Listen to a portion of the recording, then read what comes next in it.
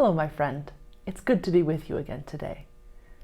Do you remember the story from last week about Shipra and Puah? Do you remember what they did? They were midwives who help women deliver babies. And the king told them to kill all the Hebrew baby boys. And they said, "That's not right. We won't do it, even though the king orders us to." And they didn't. Well, just because Shipra and Puah wouldn't do what he said didn't make the king stop wanting to kill all the baby boys, because he was afraid they would grow up and take his kingdom away from him. Now the king of Egypt had a very special name. He was called the Pharaoh. So Pharaoh kept thinking, how can I make sure these baby boys don't grow up and take my kingdom away from me?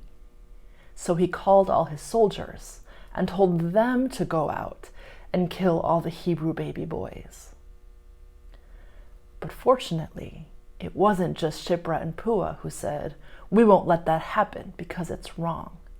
There were other people who stood up to the king and wouldn't let the soldiers kill the baby boys. One of them was a woman who had a baby whose name you may have heard of. His name is Moses.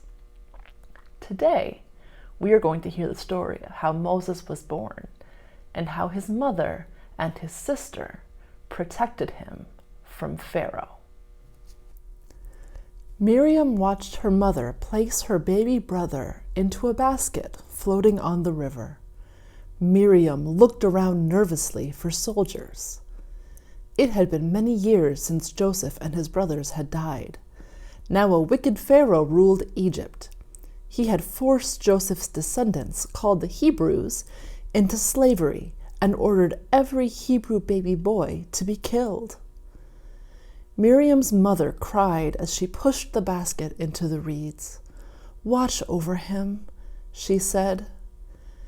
Miriam quietly followed the basket as it floated down the river. Her baby brother began to cry. Miriam gasped as she saw one of Pharaoh's daughters coming to bathe in the river. Would she turn the baby over to the soldiers? Pharaoh's daughter picked the baby up and rocked him gently in her arms. "Poor little thing. This must be one of the Hebrew babies," she whispered.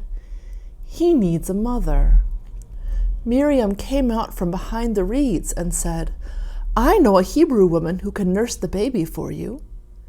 Pharaoh's daughter gave the baby back to his own mother and said, "When he is old enough, bring him to the palace so I can raise him as a prince. I will name him Moses, since I drew him out of the water." The end. So it wasn't just Shipra and Puah who stood up to the Pharaoh. It was also Moses' mother and Miriam, who were very brave and hid Moses in the river so the soldiers wouldn't find him. And Pharaoh's own daughter, when she found him, wouldn't let the soldiers kill him. When I was your age, I used to watch a show by a man named Mr. Rogers. And you know what Mr. Rogers used to say? He said when things are bad or things are scary, when scary things are happening, always look for the helpers. No matter how bad things get, there is always somebody helping. Somebody like Shipra or Puah or Miriam or even Pharaoh's daughter. There are always helpers. God works through helpers to take care of us, to protect us, and to bring us through even the hardest and scariest times.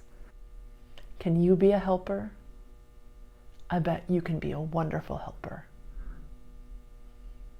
Let us close with the prayer at the bottom of the page. Dear God, thank you for loving and protecting your children. Amen.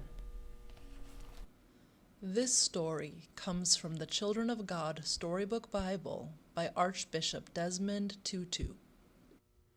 Illustrations are by Kathy Ann Johnson from the United States.